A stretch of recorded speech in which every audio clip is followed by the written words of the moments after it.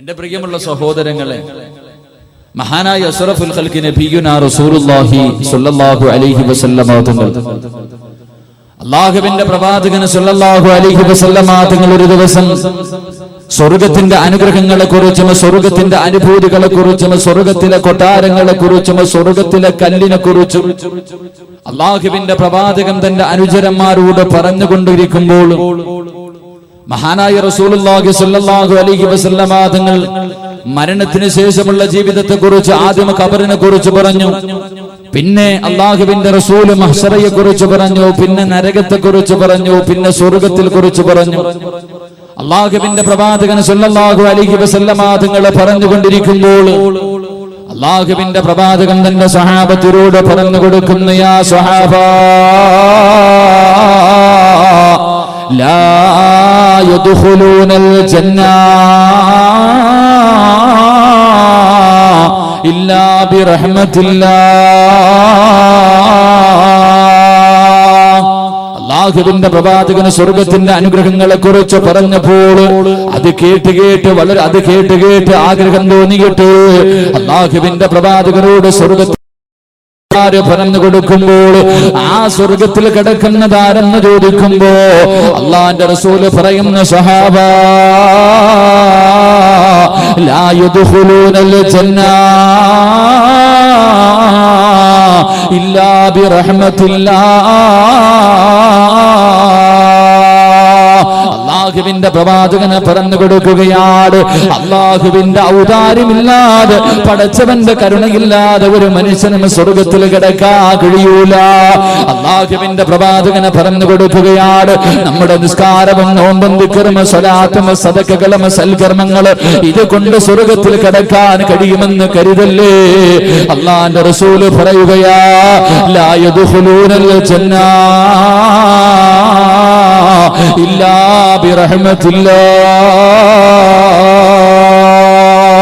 അല്ലാഹുവിന്റെ കരുണ കൊണ്ടല്ലാതെ പടച്ചവന്റെ ഔദാര്യം കൊണ്ടല്ലാതെ ഒരു മനുഷ്യനും സ്വർഗ്ഗത്തിൽ കിടക്കാൻ കഴിയില്ലെന്ന് പ്രവാചകനെ പറഞ്ഞു കൊടുക്കുമ്പോൾ സഹാബത്ത് ചോദിച്ചു, നബിയേ യാ റസൂലല്ലാഹ്, അല്ലാഹുവിന്റെ റസൂലേ അങ്ങ് സ്വർഗ്ഗത്തിൽ കിടക്കുമെന്ന് ഉറപ്പില്ലേ നബിയേ? അങ്ങും സ്വർഗ്ഗത്തിൽ കിടക്കുമെന്ന് ഉറപ്പില്ലേ നബിയേ? അല്ലാഹുവിന്റെ പ്രവാചകൻ പറയുകയാണ്, പടച്ചവനെ കരുണ ചെയ്തവർക്കല്ലാതെ സ്വർഗ്ഗത്തിൽ കിടക്കാൻ കഴിയൂല. അല്ലാഹുവിന്റെ റസൂൽ തന്റെ സ്വഹാബത്തിനോട് പറഞ്ഞു കൊടുക്കുകയാ, യാ സ്വഹാബാ, അല്ലാഹുവിന്റെ പ്രവാചകൻ മഹാനായ കലീമുല്ലാഹി മൂസാ നബി അലൈഹിസ്സലാമിന്റെ കാലഘട്ടത്തിൽ ജീവിച്ച ഒരു മനുഷ്യനെ കുറിച്ച് പറഞ്ഞു കൊടുക്കുകയാണ്. രാവിലെ ഉറക്കപ്പായിൽ നിന്ന് ഞാനും നിങ്ങളും എഴുന്നേറ്റിട്ട് കണ്ണുകൊണ്ട് നോക്കുന്നത് പാപമാണ്, ചെവി കൊണ്ട് കേൾക്കുന്നത് പാപമാണ്, നാവ് കൊണ്ട് പറയുന്നത് പാപമാണ്, കൈ കൊണ്ട് പിടിക്കുന്നത് പാപമാണ്, കാലുകൊണ്ട് നടക്കുന്നത് പാപത്തിലേക്കാണ്, ഹൃദയം കൊണ്ട് ചിന്തിക്കുന്നത് പോലും പാപമാണ്. ഓരോ ദിവസം കോടാരി കോടി അപരാധങ്ങൾ ചെയ്ത ദുനിയാവിന്റെ തുലിക്ക് മുകളിൽ പടച്ചവനെ മറന്നുകൊണ്ട് അഹങ്കാരികളെ പോലെ, നാൽക്കാലികളെ പോലെ, വൃത്തികെട്ട നാൽക്കാലികളെ പോലെ അതിനേക്കാളും മതപതിക്കുന്ന രീതിയിൽ ജീവിതം നയിക്കുന്ന എന്റെ പ്രിയപ്പെട്ട മുസ്ലിമേ, നമ്മൾ ജീവിച്ചാൽ എത്ര കൊല്ലം ജീവിക്കും? നമ്മൾ കൂടിപ്പോയാ 100 വർഷം വരെ ഈ ദുനിയാവിന്റെ തൊലിക്ക് മുകളിൽ ജീവിക്കും. അല്ലാഹുവിന്റെ റസൂല് പറയുകയാ, ബനൂ ഇസ്രായേൽപ്പെട്ട ഒരു മനുഷ്യനെ കുറിച്ച് പറഞ്ഞു കൊടുക്കുകയാ, ഈ മനുഷ്യൻ ജീവിച്ചത് എത്ര കൊല്ലമെന്നറിയുമോ?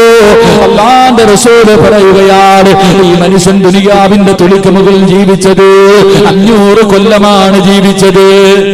500 കൊല്ലമാണ് ജീവിച്ചത്. എങ്ങനെയാ ജീവിച്ചതെന്നറിയുമോ?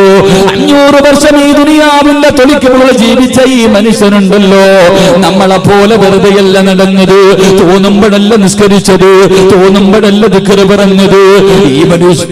ഈ മനുഷ്യൻ അല്ലാഹുവിന് വേണ്ടി ഇബാദത്ത് ചെയ്തത് എവിടെയിരുന്നെന്നറിയുമോ? എന്റെ പ്രിയമുള്ള സഹോദരങ്ങളെ, സമുദ്രത്തിന്റെ മുകളിൽ മുസല്ല വിരിച്ചിട്ട് നിസ്കരിക്കുകയാ, സമുദ്രത്തിന്റെ മുകളിൽ മുസല്ല വിരിച്ചിട്ട് ഇബാദത്ത് ഇബാദത്തുകൾ ചെയ്യുകയാണ്. എത്ര കൊല്ലമെന്നറിയുമോ? 500 കൊല്ലം ഇബാദത്ത് ചെയ്യുകയാ. രാവും പകലും ഇബാദത്താണ്. ഈ മനുഷ്യൻ ഉറങ്ങാറില്ല, ഈ മനുഷ്യൻ ഉറങ്ങാറില്ല. അല്ലാഹുവേ, രാവിലെ മുതൽ പാതിരാത്രി മുഴുവൻ 24 മണിക്കൂറും അല്ലാഹുവിന് വേണ്ടി ഇബാദത്ത് ചെയ്യുകയാണ്. ഭക്ഷണം പോലും കഴിക്കാറില്ല. റസൂലുള്ളാഹി തങ്ങൾ പറയുന്ന സഹാബ, ഒരു റുമ്മാമ്പഴം എല്ലാ ദിവസവും ഈ മനുഷ്യൻ കഴിക്കുന്നത്. ഒരു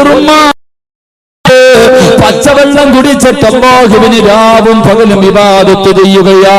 ഈ മനുഷ്യൻ മരിച്ച നാളെ പടച്ചവന്റെ പരലോകത്തേക്ക് കടന്നു ചെല്ലുമ്പോൾ അല്ലാഹുവിന്റെ റസൂൽ തന്റെ അനുചരന്മാരോട് പറഞ്ഞു കൊടുക്കുകയാണ്, 500 കൊല്ലം ഇബാദത്ത് ചെയ്ത ഈ മനുഷ്യനുണ്ടല്ലോ, നാളെ പടച്ചവന്റെ പരലോകത്തേക്ക് കടന്നു ചെല്ലുമ്പോൾ അല്ലാഹു ഈ മനുഷ്യരോട് പറയും, മനുഷ്യ, എന്റെ ഔദാര്യം കൊണ്ട് നീ വേണമെങ്കിൽ സ്വർഗത്തിൽ പൊക്കോ. എന്റെ കരുണ കൊണ്ട് നീ വേണമെങ്കിൽ സ്വർഗത്തിലേക്ക് കടന്നു പൊക്കോ. ഈ മനുഷ്യൻ ആ സമയത്ത് റബ്ബിനോട് പറയുമല്ലാ, എനിക്ക് നിന്റെ ഔദാര്യം കൊണ്ട് സ്വർഗം വേണ്ട, എനിക്ക് നിന്റെ ഔദാര്യം കൊണ്ട് സ്വർഗം വേണ്ട. പടച്ചവരെ, 500 കൊല്ലം രാവും പകലും പച്ചവെള്ളവും ഒരു റുമ്മാമ്പഴവും കഴിച്ചിട്ട് നിനക്ക് ഞാൻ ഇബാദത്ത് ചെയ്തവനല്ലോ, അതിന് പകരം എനിക്ക് സ്വർഗം മതി റബ്ബേ, അതിന് പകരം എനിക്ക് സ്വർഗം മതി റബ്ബേ. 500 കൊല്ലം ഇബാദത്ത് ചെയ്ത മനുഷ്യൻ നാളെ പടച്ചവന്റെ പരലോകത്ത് വെച്ച് ആരാരും തിരിഞ്ഞു നോക്കാത്ത കോടതിയിൽ വെച്ച് പടച്ചവരോട് പറയുമ്പോൾ അല്ലാഹുവിന്റെ റസൂല് പറയുന്ന, പടച്ചവനെ മലക്കുകളെ വിളിക്കുകയാ, മലക്കുകളെ വിളിക്കുകയാ. എന്നിട്ട് പറയുന്നു, ഞാൻ ഈ മനുഷ്യന് കൊടുത്ത അനുഗ്രഹത്തിന് പകരമായി, ഞാൻ ഈ മനുഷ്യന് കൊടുത്ത അനുഗ്രഹങ്ങളുണ്ടല്ലോ, ആ അനുഗ്രഹത്തിന് പകരമായി 500 കൊല്ലത്തെ ഇബാദത്ത് മതിയായോ എന്ന് ഒന്നളന്ന് നോക്കാൻ പറയുമ്പോൾ മലക്കുകൾ ചെന്ന് 500 കൊല്ലത്തെ ഇബാദത്ത് അളന്ന് നോക്കുകയാണ്. എന്നിട്ട് പടച്ചവന്റെ മുന്നിൽ വന്ന നിറകണ്ണുകളോട് തല താഴ്ത്തി വെച്ചിട്ട് പറയുന്നു, റബ്ബേ, ഈ മനുഷ്യന് നീ കൊടുത്ത അനുഗ്രഹങ്ങളില്, ഈ മനുഷ്യനല്ല നീ കൊടുത്ത അനുഗ്രഹങ്ങളില് കണ്ണെന്ന ഒരു അനുഗ്രഹമുണ്ടല്ലോ, ആ കണ്ണെന്ന അനുഗ്രഹത്തിന് പകരമായി 500 കൊല്ലത്തെ ഇബാദത്ത് മതിയോ? ഇല്ല അല്ലാ, അല്ലാഹു കൊടുത്ത കണ്ണെന്ന ഒരു അവയവത്തിന് പകരമായിട്ട് 500 കൊല്ലത്തെ ഇബാദത്ത് മതിയായില്ലെന്ന് പറയുമ്പോൾ അല്ലാഹുവിന്റെ റസൂല് പറയുകയാ, ഈ മനുഷ്യന് പടച്ചവന്റെ മുന്നിൽ കിടന്ന് കരയുകയാണ്. 500 കൊല്ലം ഇബാദത്ത് ചെയ്ത മനുഷ്യനുണ്ടല്ലോ, സ്വർഗത്തിലേക്ക് കടക്കാൻ കഴിയാതെ പടച്ചവന്റെ മുന്നിൽ കിടന്ന് കരയുകയാണ്. അവസാനം അല്ലാഹുവിന്റെ കരുണ കൊണ്ടാണ് സ്വർഗത്തിലേക്ക് കടത്തിവിട്ടതെന്ന് അല്ലാഹുവിന്റെ പ്രവാചകൻ തന്റെ അനുചരന്മാരോട് പറഞ്ഞു കൊടുക്കുമ്പോൾ ഈ മഖാമിന്റെ ഉറൂസിന്റെ അവസാന ദിവസം ഈ സ്വർഗത്തിലേക്ക് കടന്നു വന്നവരെ അല്ലാഹുവിന്റെ റസൂല് പറയുകയാ, 3 വിഭാഗം ജനങ്ങളുണ്ടല്ലോ, 3 വിഭാഗം ജനങ്ങളുണ്ടല്ലോ, അവരോട് നാളെ പടച്ചവൻ സംസാരിക്കൂല, അല്ലാഹു അവരുടെ മുഖത്ത് നോക്കൂല, അല്ലാഹു അവരോട് കരുണ കാണിക്കില്ല. അല്ലാഹുവിന്റെ റസൂല് പറയുകയാണ്, അല്ലാഹുവിന്റെ പ്രവാചകൻ പറയുകയാ, യൗമ യഫിറുൽ മർഉ മിൻ അഖീഹി വ ഉമ്മിഹി വ അബീഹി വ സാഹിബതിഹി വ ബനീഹി. വാപ്പയില്ല, ഉമ്മയില്ല, ഭാര്യയില്ല, മക്കളില്ല, കൂടപ്പിറപ്പില്ല, കൂട്ടുകാരില്ല, ശരീരത്തിന്റെ അവയവങ്ങളില്ല, പ്രവാചകന്മാര് പോലും തിരിഞ്ഞു നോക്കാത്ത ദിവസമാണല്ലോ. ആ ദിവസം അല്ലാഹുവിന്റെ കരുണ കൊണ്ടല്ലാതെ ഒരു മനുഷ്യനും സ്വർഗത്തിൽ കടക്കാൻ കഴിയില്ലെന്ന് പ്രവാചകൻ പഠിപ്പിക്കുമ്പോ ഈ പാതിരാത്രി ഒരുമിച്ച് കൂടിയവര് ഇരിക്കുന്ന നമ്മളിൽ 3 വിഭാഗം ആൾക്കാരുണ്ടല്ലോ, അവർ അല്ലാഹുവിന്റെ കോടതിയിലേക്ക് കടന്നു ചെല്ലുമ്പോ ചെമ്പിന്റെ തറയിലെ തലയുടെ മുകളിൽ സൂര്യ ഉദിച്ചു നിൽക്കുന്ന പടച്ചവന്റെ പരലോകം അല്ലാഹുവേ, പട്ടിയുടെയും പന്നിയുടെയും കഴുതയുടെയും പേപ്പട്ടിയുടെയും പിന്നാരങ്ങളിൽ കൊടികുത്തി വെച്ച് ഇടഞ്ഞും നടന്നും പടച്ചവരെ കുതിമലയോളം വലിപ്പമുള്ള വയറ് വലിച്ചുകൊണ്ട് കുഷ്ഠരോഗികളെ പോലെ 41 കോലത്തിലെ പ്രവാചകന്റെ സമുദായം 6 അടി മണ്ണിനകത്ത് നിന്ന് എഴുന്നേറ്റ് പടച്ചവന്റെ പരലോകത്തേക്ക് കടന്നു വരുമ്പോൾ മലിക്കുൽ ജബ്ബാറായ പടച്ചവനൊന്നും നോക്കാത്ത, പടച്ചവന്റെ കരുണയില്ലാത്ത, പടച്ചവന്റെ കരുണയുടെ നോട്ടമില്ലാത്ത ആ മൂന്ന് വിഭാഗം ഏതെന്നറിയുമോ? അല്ലാഹുവിന്റെ പ്രവാചകനോട് സഹാബത്ത് ചോദിക്കുന്നു, നബിയേ അവരാരാ നബിയേ, അവരാരാ നബിയേ? അല്ലാഹു ആ വിഭാഗത്തിൽ നിന്ന് കാക്കുമാറാകട്ടെ, അല്ലാഹു ആ വിഭാഗത്തിൽ നിന്ന് കാക്കുമാറാകട്ടെ. എന്റെ പ്രിയമുള്ള സഹോദരങ്ങളെ, 500 കൊല്ലം രാവും പകലും ഇബാദത്ത് ചെയ്ത മനുഷ്യനുണ്ടല്ലോ. 500 കൊല്ലം സമുദ്രത്തിന്റെ മുകളിൽ ഇരുന്നു കൊണ്ട് അല്ലാഹുവേ പടച്ചവനെ പച്ചവെള്ളവും കുടിച്ച് ഒരു റുമ്മാൻ പഴബന്തിന് 500 കൊല്ലം ഇബാദത്ത് ചെയ്ത മനുഷ്യൻ പോലും സ്വർഗത്തിൽ കിടന്നത് അല്ലാഹുവിന്റെ ഔദാര്യം കൊണ്ടാണെന്ന് നബിയുനാ റസൂലുള്ളാഹി സ്വല്ലല്ലാഹു അലൈഹി വസല്ലം. 500 കൊല്ലം ആലോചിക്ക്, നമ്മളെങ്ങനെ എന്താ ചെയ്യണം? നമ്മൾ എന്താ ചെയ്യാ? എന്റെ പ്രിയമുള്ള സഹോദരങ്ങളെ, നാളെ പടച്ചവന്റെ പരലോകത്ത് 3 വിഭാഗം ജനങ്ങൾ കടന്നു ചെല്ലുമ്പോ അള്ളാഹു അവനെ ഒന്നും നോക്കത്തത് പോലുമില്ല. അള്ളാഹു അവനെ നോക്കില്ല, അവനോട് സംസാരിക്കില്ല, അവനോട് കരുണ കാണിക്കില്ലെന്ന് ത്വാഹ റസൂലുള്ളാഹി സ്വല്ലല്ലാഹു അലൈഹി വസല്ലം. അള്ളാഹു ആ വിഭാഗത്തെ തൊട്ട് എന്നെയും നിങ്ങളെയും കാക്കുമാറാകട്ടെ. അള്ളാഹു കാക്കുമാറാകട്ടെ, അള്ളാഹു കാക്കുമാറാകട്ടെ. ഇതിപ്പോ എല്ലാവരും അങ്ങോട്ടൊക്കെ നോക്കിയിരിക്കണം, ഇങ്ങോട്ട് നോക്കും. ഞാനിവിടെ 6 അടി നീളത്തിൽ ഇങ്ങനെ നിൽക്കണില്ലെങ്കിൽ അങ്ങോട്ട് നോക്കണെന്തിനാ? ഇങ്ങോട്ട് നോക്കിയിരി, 2 മണിക്കൂറുണ്ടല്ലോ എന്റെ മുഖത്ത് നോക്കിയിരി, ഇത്ര ഗ്ലാമർ ഉണ്ടെന്നൊക്കെ നോക്കിയിരുന്നു. അല്ലാഹു ഈമാൻ നൽകി ഗ്രഹിക്കുമാറാകട്ടെ. എന്റെ പ്രിയമുള്ള സഹോദരങ്ങളെ, ഒന്നാമത്തെ വിഭാഗം മഹാനായ റസൂലുള്ളാഹി സ്വല്ലല്ലാഹു അലൈഹി വസല്ലമ തങ്ങൾ പറയുകയാണ്, നാളെ പടച്ചവന്റെ പരലോകത്ത് പടച്ചവനൊന്നും നോക്കാത്ത ഈ വൃത്തികെട്ടവനാരെന്നറിയുമോ? അല്ലാഹു കരുണ കാണിക്കാത്ത, പടച്ചവന് സംസാരിക്കാത്ത ഈ പാവിയാരെന്നറിയുമോ? അത് കള്ളുകുടിയനല്ല, അല്ലാഹുവേ പടച്ചവനെ പലിശക്കാരനല്ല, നിസ്കരിക്കാത്തവനല്ല. അല്ലാഹുവിന്റെ റസൂല് പറയുന്നു, സഹാബാ ഒന്നാമത്തെ വിഭാഗം ഏതെന്നറിയുവോ? ഒന്നാമത്തെ വിഭാഗം ഏതെന്നറിയുവോ? പ്രായമായിട്ടും വ്യഭിചരിക്കുന്ന മനുഷ്യ, അല്ലാഹു നിന്നോട് കരുണ കാണിക്കില്ലെന്ന് ത്വാഹ റസൂലുള്ളാഹി സ്വല്ലല്ലാഹു അലൈഹി വസല്ലം. ഒന്നാമത്തെ വിഭാഗം പ്രായമായി 30ഉം 40ഉം വയസ്സായി 2ഉം 3ഉം കുട്ടികളുടെ തന്തയായി തള്ളയായി, എന്നാലും സ്വഭാവത്തിൽ ഒരു മാറ്റവുമില്ല. മക്കളെ വരെ കെട്ടിച്ചു, എന്നിട്ടും വ്യഭിചരിക്കുന്നവനെ നിന്നോട് റബ്ബ് കരുണ കാണിക്കില്ല എന്ന് നബിയുനാ റസൂലുള്ളാഹി സ്വല്ലല്ലാഹു അലൈഹി വസല്ലം. പ്രായമായില്ല ഏത്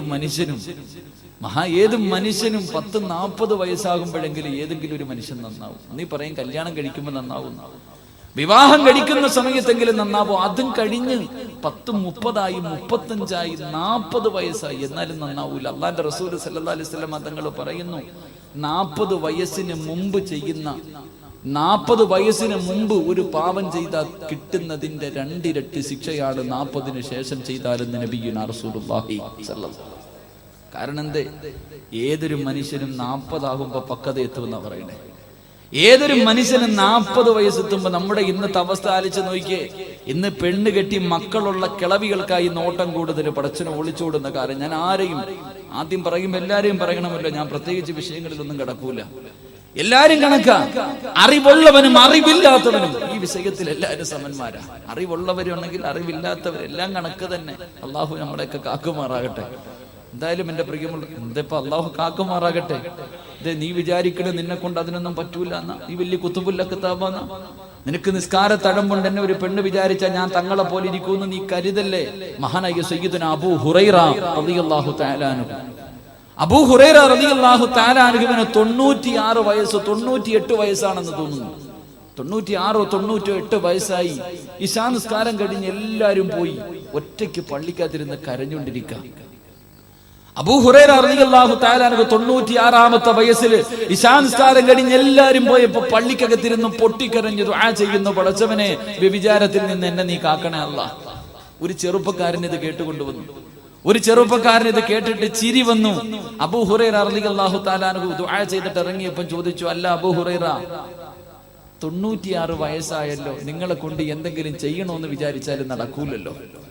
നിങ്ങളെ കൊണ്ട് എന്തെങ്കിലും ചെയ്യണമെന്ന് വിചാരിച്ചാലും നിങ്ങളെ കൊണ്ട് നടക്കൂല. പ്രായമായി എന്നിട്ട് നിങ്ങൾ എന്തിനാണ് വ്യഭിചാരത്തിൽ നിന്ന് എന്നെ കാക്കണേ എന്ന് ദുആ ചെയ്യുന്നതെന്ന് ചോദിച്ചപ്പോ മഹാനായ അബൂ ഹുറൈറ റളിയല്ലാഹു തആല അൻഹു പറയുകയാ, പൊന്നുമോനെ എനിക്കല്ലേ പ്രായമായുള്ളൂ, പൊന്നുമോനെ എനിക്കല്ലേ പ്രായമായുള്ളൂ, ശൈത്താന് പ്രായമായിട്ടില്ലല്ലോ, ശൈത്താന് പ്രായമായിട്ടില്ലല്ലോ. ശൈത്താൻ വേണമെന്ന് വെച്ചാ എന്നെ പോലും അത് ചെയ്യിപ്പിക്കാൻ കഴിയുമെന്ന് മഹാനായ അബൂ ഹുറൈറ റളിയല്ലാഹു തആല കരഞ്ഞുകൊണ്ട് പറയുമ്പോൾ, ഈ പാതിരാത്രി കടന്നു വന്നവരെ നീ വിചാരിക്കുന്ന നിന്നെ കൊണ്ട് കഴിയുമെന്ന്, നിന്നെ കൊണ്ട് അങ്ങനെ ചെയ്യാൻ കഴിയില്ലെന്ന് നീ കരുതുന്നെങ്കിൽ എന്റെ പ്രിയമുള്ള സഹോദരങ്ങളെ, മഹാനായ റസൂലുള്ളാഹി തങ്ങളെ പറയുകയാ, അല്ലാഹുവിന്റെ പ്രവാചകൻ പറയുകയാണ്, ആദമിന്റെ മക്കളുടെ പേരിൽ വ്യഭിചാരത്തിന്റെ കുറ്റം എഴുതുന്നുണ്ട്, ആദമിന്റെ മക്കളുടെ പേരില് വ്യഭിചാരത്തിന്റെ കുറ്റം എഴുതുന്നുണ്ട്. എങ്ങനെയെന്നറിയുമോ അല്ലാഹുവിന്റെ റസൂൽ പറയുന്നു, സഹാബാ, മനുഷ്യന്റെ ശരീരത്തിൽ ഒരുപാട് വ്യഭിചാരമുണ്ട്. ഗുഹ്യഭാഗങ്ങൾ ചേരുന്നതിന് മാത്രമല്ല വ്യഭിചാരം എന്ന് പറയുന്നത്, അത് വ്യഭിചാരത്തിന്റെ അവസാനമാണ്. അല്ലാഹുവിന്റെ റസൂല് പറയുന്നു, പൊന്നുമോരെ, കണ്ണിന്റെ വ്യഭിചാരം എന്തെന്നറിയുമോ? കണ്ണിന്റെ വ്യഭിചാരം എന്തെന്നറിയുമോ? അന്യ പെണ്ണിന്റെ ശരീരം കാണല് നിന്റെ കണ്ണിന്റെ ഹറാമാണെന്ന് റസൂലുള്ളാഹി സല്ലല്ലാഹു അലൈഹി വസല്ലമ തങ്ങളെ പഠിപ്പിക്കുകയാ. എന്റെ പ്രിയപ്പെട്ട ചെറുപ്പക്കാരാ, അന്യ പെണ്ണിന്റെ ശരീരം കണ്ട് ആസ്വദിക്കല്ലേ പൊന്നുപോരെ. വാട്സപ്പും ഫേസ്ബുക്കും യൂട്യൂബിലും കയറിയിട്ട് ഏത് വൃത്തികെട്ടവളുടെയും മുടികുണികരിഞ്ഞ പടം കണ്ട് ആസ്വദിക്കുന്ന പൊന്നുമോരെ, അന്യ ചെറുപ്പക്കാരുടെ ശരീരം കണ്ടിട്ട് എന്റെ ഭർത്താവിനെക്കാളും ബോഡിയുണ്ടല്ലോ, എന്റെ ഭർത്താവിനെക്കാളും സുന്ദരനാണല്ലോ, അന്യ പുരുഷനെ കണ്ടിട്ട് ആസ്വദിക്കുന്ന പെണ്ണ്, അല്ലാഹുവിന്റെ റസൂല് പറയുകയാ, നാളെ പടച്ചവന്റെ പരലോകത്തേക്ക് കടന്നു ചെല്ലുമ്പോൾ, അല്ലാഹുവിന്റെ കോടതിയിലേക്ക് കടന്നു ചെല്ലുമ്പോ പടച്ചവൻ നാളെ മഹ്ശറയിൽ നിന്റെ കൈകാലുകൾ ബന്ധിക്കുകയാണ്. അന്യപുരുഷന്റെ ശരീരം കണ്ടവളെ ഹറാമുകൾ കണ്ടു ആസ്വദിച്ച പൊന്നുപോലെ നാളെ പടച്ചവന്റെ പരലോകത്ത് ചെല്ലുമ്പോ അല്ലാഹുവിന്റെ മലക്കുകൾ നിന്നെ ചങ്ങലയിൽ ബന്ധിച്ചിട്ട് മലർത്തിക്കിടത്തുപെടാ. എന്നിട്ട് ഹറാമ് കണ്ട നിന്റെ കണ്ണില് ഈയമിരുക്കി ഒഴിക്കുമെന്ന് ത്വാഹാ റസൂലുള്ളാഹി സല്ലല്ലാഹു അലൈഹി വസല്ലം. അന്യ പെണ്ണിന്റെ ശരീരം കണ്ട് ആസ്വദിച്ചവന്റെ രണ്ട് കണ്ണിലേക്ക് മലക്കുകൾ ഈയമുരുക്കി ഒഴിക്കുമെന്ന് ത്വാഹാ റസൂലുള്ളാഹി സല്ലല്ലാഹു. എത്ര ടെണ്ണ് ഉരുക്കി ഒഴിക്കേണ്ടി വരും നമ്മുടെയൊക്കെ കണ്ണിലില്ലേ? എത്ര ടെണ്ണ് ഒഴിക്കും? കാരണം എന്തേ? എന്റെ പ്രിയമുള്ള സഹോദരങ്ങളെ, അന്യ പെണ്ണിന്റെ ശരീരം, ഇത് പറയുമ്പോ ഉസ്താദെ ഇതൊക്കെ എഴുന്നള്ളത്തിന് വരുന്ന ആന വരുന്നത് പോലെ വരുന്നു കണ്ടാ പിന്നെ ആരാ നോക്കാതെ പോണം? നിങ്ങൾ നോക്കൂല, നമ്മളൊക്കെ നോക്കിപ്പോവും. നമ്മളൊക്കെ മനുഷ്യരാണ്. സ്വാഭാവികമായിട്ട് ഒരു പെണ്ണ് ഒരുങ്ങി കെട്ടി വരുന്നത് കണ്ട ഇന്നത്തെ അവസ്ഥയൊക്കെ വെച്ച് നോക്കി ആരായാലും നോക്കിപ്പോകും, ഞാനാണെങ്കിലും നോക്കിപ്പോകും. അല്ലാഹുവിന്റെ റസൂൽ സല്ലല്ലാഹു അലൈഹി വസല്ലം തങ്ങൾ പറഞ്ഞു, ഒന്നാമത്തെ നോട്ടം ജായിസാണെന്ന് നബിയുനാ റസൂലുള്ളാഹി സല്ലല്ലാഹു അലൈഹി വസല്ലം. റോഡിലൂടെ നടന്നു പോകുന്ന ഒരു പെണ്ണ് വരുന്നു, യാദർശികമായിട്ട് കണ്ടു ഉടനെ എന്ത് ചെയ്തേക്കണം? കണ്ണ് താഴ്ത്തിയേക്കണം. ഒന്നാമത്തെ നോട്ടം അനുവദനീയമാണെന്ന് പറഞ്ഞിട്ട് ഒരു ഒന്നൊന്നര നോട്ടം നോക്കിയേക്കരുത്. അങ്ങനെയുണ്ടല്ലോ. എന്തായാലും ഒന്നാമത്തെ നോട്ടം അനുവദനീയം, എന്നാ പിന്നെ അങ്ങ് പെണ്ണ് സ്കൂളിൽ വന്ന് ഇറങ്ങി ബസ്സിൽ കയറി പോകുന്നത് അങ്ങനെ നോക്കരുത്. അല്ലാഹുവിന്റെ റസൂൽ സല്ലല്ലാഹു അലൈഹി വസല്ലം തങ്ങൾ പറഞ്ഞു, അന്യ പെണ്ണിന്റെ ശരീരം കാണൽ അത് നിന്റെ കണ്ണിന്റെ വ്യഭിചാരമാണെന്ന് ത്വാഹാ റസൂലുള്ളാഹി സല്ലല്ലാഹു. അല്ലാഹുവിന്റെ റസൂൽ പറയുകയാ, അല്ലാഹുവിന്റെ പ്രവാചകൻ പറയുന്നു, പൊന്നുമോനെ, ചെവിയുടെ വ്യഭിചാരമാണ് അന്യ പെണ്ണിന്റെ സംസാരം കേൾക്കരുത്. അന്യ പെണ്ണിന്റെ സംസാരം കേൾക്കലുണ്ടല്ലോ, മണിയറ രഹസ്യം വരെ കാമുകന് പങ്കുവെക്കുന്ന പെണ്ണ്. ഇന്ന് ഏറ്റവും കൂടുതൽ വ്യഭിചാരം നടക്കുന്നത് വൈകുന്നേരം 8:30-9 മണിയായി ഭക്ഷണം കഴിച്ചു, ഇടപ്പറയിൽ ഒരു ഉമ്മ ഒരു റൂമിനകത്ത്, പൊന്നുമോനൊരു റൂമിനകത്ത്, പൊന്നുമോളൊരു റൂമിനകത്ത്. അല്ലാഹുവേ, ഒരു വീടിനകത്ത് ഏറ്റവും കൂടുതൽ വ്യഭിചാരം നടക്കുന്നത് മൊബൈലിലൂടെയാ. പടച്ചവനെ, അല്ലാഹുവിന്റെ റസൂൽ പറയുകയാ, അന്യ പെണ്ണിന്റെ സംസാരം കേൾക്കല് അത് ചെവിയുടെ വ്യഭിചാരമോ. നാവിന്റെ വ്യഭിചാരം എന്തെന്നറിയോ? പൊന്നുമോളെ, എല്ലാ നിന്റെ നാവ് കൊണ്ടല്ലേ പറയുന്നത്. ദിക്ർ പറയേണ്ട നാവ്, ഖുർആൻ ഓതേണ്ട നാവ്, അൽഹംദുലില്ലാഹ് പറയേണ്ട നാവ്, ഒരുപാട് നല്ല കാര്യങ്ങൾ പറയേണ്ട നാവ്. മരിക്കുന്ന സമയത്ത് ലാ ഇലാഹ ഇല്ലല്ലാഹ് എന്ന് പറയാൻ വേണ്ടി പരിശ്രമിക്കുന്ന പെണ്ണ് എങ്ങനെ കഴിയുന്ന പൊന്നുമോള്? അല്ലാഹുവിന്റെ റസൂല് പറയുന്ന നാവിന്റെ വ്യഭിചാര മോശമായ കാര്യങ്ങൾ സംസാരിക്കല. അല്ലാഹുവിന്റെ റസൂല് പറയുന്ന കൈയുടെ വ്യഭിചാരം എന്തെന്നറിയുവോ? ഒരു ഹറാമാ. കൈയുടെ വ്യഭിചാരം ഒരു പെണ്ണിന്റെ ശരീരത്തെ തൊടലാണ്. അന്യ പെണ്ണിന്റെ ശരീരത്തെ തൊടുന്ന ചെറുപ്പക്കാര് ജനങ്ങൾ ഒരുമിച്ച് കൂടുമ്പോ, വണ്ടിക്കകത്ത് കയറുമ്പോ, അല്ലാഹുവേ അവസരം കിട്ടുന്ന സമയത്തല്ല അന്യ പെണ്ണിന്റെ ശരീരത്തെ തൊട്ടുകൊണ്ട് സുഖിക്കുന്ന പൊന്നുപോലെ അല്ലാഹുവിന്റെ റസൂല് പറയുന്നത് എന്തെന്നറിയുവോ? മഹാനായ റസൂലുള്ളാഹി തങ്ങൾ പറയുകയാ, ഈ പാതിരാത്രി ഒരുമിച്ച് കൂടിയ ചെറുപ്പക്കാര്, എടാ നിനക്ക് ഏതെങ്കിലും ഒരു പെണ്ണിന്റെ ശരീരത്തെ തൊടണമെന്നുള്ള ആഗ്രഹമുണ്ടായ, ലോകത്തിന്റെ നേതാവ് പറയുകയാ, ഏതെങ്കിലും ഒരു പെണ്ണിന്റെ ശരീരത്ത് നിനക്കൊന്ന് തൊടാനുള്ള മോഹമുണ്ടായ, അല്ലാഹുവിന്റെ റസൂല് പറയുന്ന പൊന്നുമോരെ,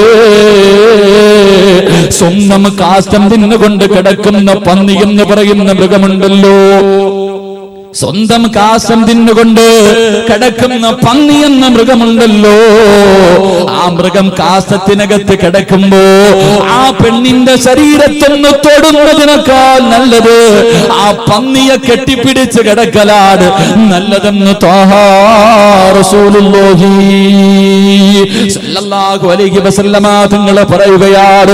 അന്യ പെണ്ണിന്റെ ശരീരത്തെ തൊടുന്നതിനേക്കാൾ, അന്യ പുരുഷന്റെ ശരീരത്തെ തൊടുന്നതിനേക്കാൾ അല്ലാഹു ഇന്ന് നിസാരമായല്ലോ. പടച്ചവരെ ഫ്രണ്ട്ഷിപ്പ് എന്ന പേര് പറഞ്ഞിട്ട് അല്ലാഹുവേ എത്രയോ പെങ്ങന്മാര് മാതാപിതാക്കള് സ്വാതന്ത്ര്യം കൊടുത്തിരിക്കുകയാ. അല്ലാഹുവേ ഇന്ന് ഏറനാട് എക്സ്പ്രസിൽ ഞാൻ കടന്നു വരുമ്പോ മംഗലാപുരത്ത് പഠിക്കാൻ പോകുന്ന എത്രയോ മക്കള് നാണമില്ലല്ലോ, നാണമില്ലല്ലോ. പടച്ചവരെ ഒരു ഉസ്താദാടിരിക്കുന്നതെന്ന പരിഗണന പോലും അല്ലാഹുവേ അടുത്തിരിക്കുന്ന അമുസ്ലിമായ ചെറുപ്പക്കാര് അവന് ബോധമുണ്ട്, അവന് ബോധമുണ്ട്. പക്ഷേ നമ്മുടെ സമുദായത്തിന്റെ മക്കളുണ്ടല്ലോ പടച്ചവരെ, ഹിജാബ് വിട്ടുകൊണ്ട് ഫർദയും ധരിച്ചിട്ട് മുസ്ലിമായ ചെറുപ്പക്കാരന്റെ കയ്യിൽ പിടിച്ചിട്ട് നടക്കുന്ന മക്കള്. എന്റെ പ്രിയപ്പെട്ട ബാപ്പമാര്, ഉമ്മമാര്, കൂട്ടുകാര് ബൈക്കുമായി വരും. കുടുംബത്തിൽ ഒരു അകന്ന ബന്ധുവാണ് വരുന്നത്, അവന്റെ പുറകിൽ ബൈക്കിൽ കയറി പോകുന്ന എത്രയോ മക്കളുണ്ട്, എത്രയോ സഹോദരിമാരുണ്ട്. അല്ലാഹുവിന്റെ റസൂല് പറയുന്നു, പെണ്ണേ, അന്യപുരുഷന്റെ ശരീരത്തെ തൊടണമെന്ന് തോന്നിയ പൊന്നുമോളെ, പന്നി എവിടെയെങ്കിലും കിടക്കുന്നത് കണ്ട ഓടിച്ചെന്ന് കെട്ടിപ്പിടിക്ക് പെണ്ണേ.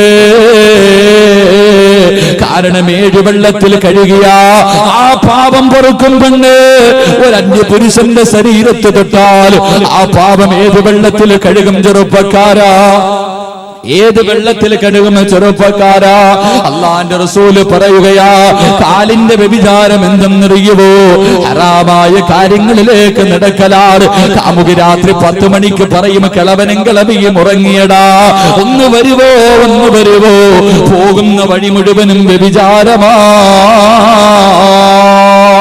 എന്റെ പ്രിയപ്പെട്ട സഹോദരങ്ങളോട് നാളെ പടച്ചവന് സംസാരിക്കൂല ചെറുപ്പക്കാരാ. അതുകൊണ്ട് എന്റെ പ്രിയപ്പെട്ട പെങ്ങന്മാരുണ്ടല്ലോ, കാമുകനോട് സംസാരിച്ചവരുണ്ടല്ലോ, മെസ്സേജ് എഴുതുന്നവരുണ്ടല്ലോ, കറങ്ങുന്നവരുണ്ടല്ലോ, ആരുമറിയാതെ എത്രയോ വ്യഭിചാരങ്ങൾ നടക്കുന്നുണ്ട്. പെണ്ണ് പല നാൾ കള്ളി ഒരു നാൾ പിടിക്കപ്പെടും. എന്റെ പ്രിയപ്പെട്ട ചെറുപ്പക്കാരാ, എന്നും അങ്ങനെ ആകണമെന്നില്ലടാ, എന്നും അങ്ങനെ ആകണമെന്നില്ല. ഒരു നാൾ പിടിക്കപ്പെടും പൊന്നുമോരെ. അതുകൊണ്ട് പൊട്ടിക്കരഞ്ഞ് പടച്ചവനിലേക്ക് മടങ്ങിക്കോ.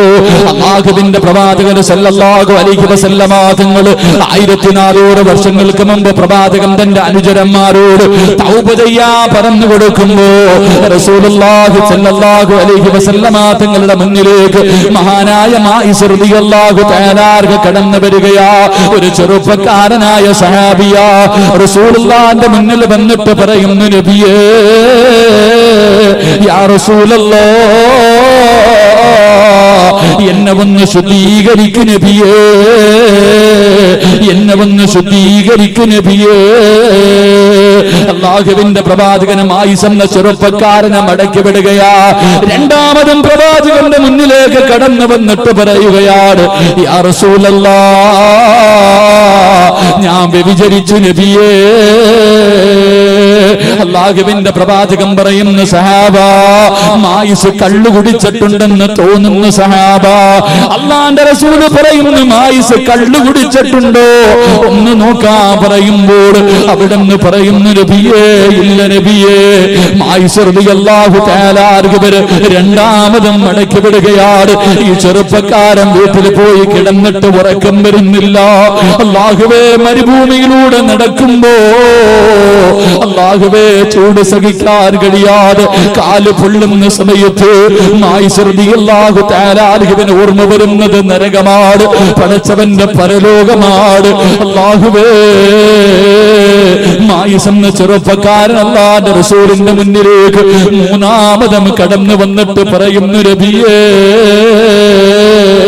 ഞാൻ വ്യഭിചരിച്ചു നബിയേ, ഞാൻ വ്യഭിചരിച്ചു നബിയേ. എനിക്കറിയാം ഇസ്ലാമിന്റെ നിയമം, എനിക്കറിയാം നബിയേ. വ്യഭിചരിച്ചെന്ന് പറഞ്ഞാല്, വ്യഭിചരിച്ചു കഴിഞ്ഞാൽ എറിഞ്ഞു കൊല്ലണമാണ്, എറിഞ്ഞു കൊല്ലണമെന്നാണ് ഇസ്ലാമിന്റെ നിയമം. എനിക്കതറിയാ നബിയേ, എനിക്കതറിയാ നബിയേ. യാ റസൂലല്ലാഹ്, അങ്ങല്ലേ പറഞ്ഞത്, അങ്ങല്ലേ പറഞ്ഞത്. ഒരു തെറ്റിന്റെ പേരിൽ അല്ലാഹു 2 പ്രാവശ്യം ശിക്ഷിക്കില്ലെന്ന്, ഒരു തെറ്റിന്റെ പേരിൽ 2 പ്രാവശ്യം അല്ലാഹു ശിക്ഷിക്കില്ലെന്ന് അങ്ങല്ലേ പറഞ്ഞത് നബിയേ. ഇവിടത്തെ ശിക്ഷ എന്നെ കൊണ്ട് സഹിക്കാൻ കഴിയുമല്ലോ. എനിക്ക് നാളെ പടച്ചവന്റെ മുന്നിൽ പോകുമ്പോ എനിക്ക് നരകത്തിന്റെ തീ എനിക്ക് സഹിക്കാൻ കഴിയൂല, എനിക്ക് പരലോകത്ത് നിൽക്കാൻ കഴിയൂല. അതുകൊണ്ട് എന്നെ എറിഞ്ഞു കൊല്ലണമെന്ന് പ്രവാചകന്റെ മുന്നിൽ കിടന്നൊരു ചെറുപ്പക്കാരൻ കരന്നുകൊണ്ട് പറയുമ്പോ അവസാനം അല്ലാഹുവിന്റെ റസൂല് പറയുകയാണ്, യാ സ്വഹാബാ, മായിസിനെ എറിഞ്ഞു കൊല്ലു സഹാബാ. മായിസ് റളിയല്ലാഹു തആല അൻഹു സഹാബാക്കൾ കല്ലെടുത്തെറിയുകയാണ്. പടച്ചവരെ, ഏറിക്കൊണ്ടിട്ട് ശരീരത്തിലൂടെ രക്തമൊലിക്കുകയാണ്. വേദനയെടുത്തപ്പോ മഹാനായ മായിസ് റളിയല്ലാഹു തആല അൻഹു ഓടുകയാണ്, മരണവെപ്രാളം കൊണ്ട് ഓടുകയാണ്. സഹാബത്ത് പുറകിലോടുകയാണ്. മായിസ് റളിയല്ലാഹു ഓടി രക്ഷപ്പെട്ടു കഴിഞ്ഞു. അല്ലാഹുവിന്റെ റസൂലിന്റെ മുന്നിൽ വന്നിട്ട് സഹാബത്ത് പറഞ്ഞു, നബിയേ, മായിസ് ഓടിപ്പോയി നബിയേ, മായിസ് ഓടിപ്പോയി നബിയേ. പ്രവാചകനൊന്നും മിണ്ടിയില്ല, പോകട്ടെ എന്ന് വിചാരിച്ചു. കുറെ സമയം കഴിയുമ്പോ ഇലാ ഹദ്റത്തു റസൂലില്ലാഹ്, മായിസ് എന്ന ചെറുപ്പക്കാരൻ ശരീരത്തിലൂടെ നെറ്റിയിലൂടെ രക്തമൊലിപ്പിച്ചുകൊണ്ട് കരഞ്ഞുകൊണ്ട് ഓടി വരികയാണ്. അല്ലാഹുവിന്റെ റസൂലിന്റെ മുന്നിൽ വന്നിട്ട് പറയുന്നു, നബിയേ, യാ റസൂലല്ലാഹ്, അറിയാതെ ഓടിപ്പോയി നബിയേ. എന്റെ ശരീരം വേദനിച്ചപ്പോ, എന്റെ ശരീരം വേദനിച്ചപ്പോ അറിയാതെ ഓടിയതാ നബിയേ. അതുകൊണ്ട് യാ റസൂലല്ലാഹ്, സഹാബത്തിനോടൊരു കുഴിയെടുക്കാ പറ നബിയേ, സഹാബത്തിനോടൊരു കുഴിയെടുക്കാ പറ നബിയേ. കുഴിയെടുത്തു കഴിയുമ്പോ എന്റെ കയ്യും കാലും കെട്ടി ആ കുഴിക്കകത്തിട്ട് കല്ലെറിയാ പറ നബിയേ. ഓടണമെന്ന് വിചാരിച്ചാൽ എന്നെ കൊണ്ട് കഴിയൂലല്ലോ. എത്ര ഓടാൻ ആഗ്രഹിച്ചാൽ എന്റെ ശരീരം എത്ര